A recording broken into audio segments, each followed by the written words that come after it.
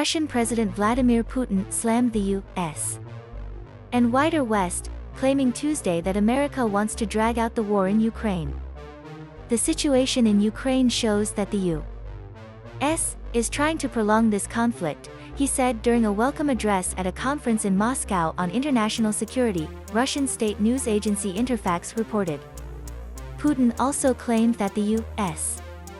was trying to maintain its hegemonic status in the world and that the West wanted to extend its bloc system of defense, such as the NATO military alliance, into Asia.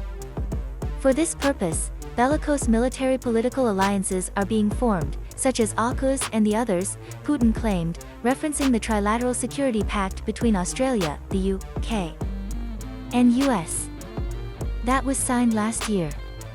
In addition, he said U.S.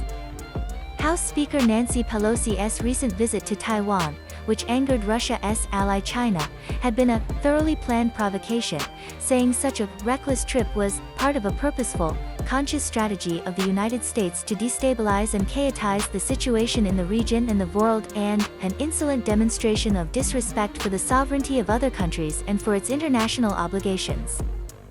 Putin once again defended Moscow's unprovoked invasion of Ukraine, claiming it was being carried out to ensure the security of Russia and our citizens.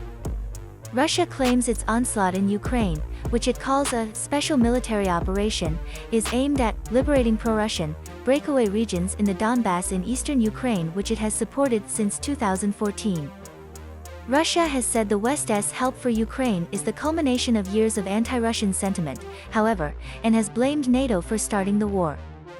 Russia demanded guarantees from NATO in December 2021 that Ukraine would not be allowed to join the military alliance in the future, despite there being no tangible plans for it to do so, and demanded that NATO roll back its military presence in Eastern Europe. It also sought guarantees that the military alliance would not expand further toward Russia's border, again, despite there being no prospect of an expansion at that time.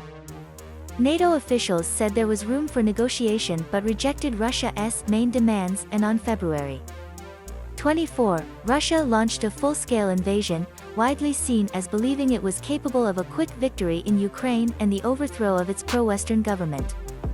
Despite its invasion of Ukraine, Russia has blamed the West for changing Europe's security architecture, and on Tuesday, Putin said in his speech that the so-called collective West is purposefully destroying the system of European security, putting together new military alliances.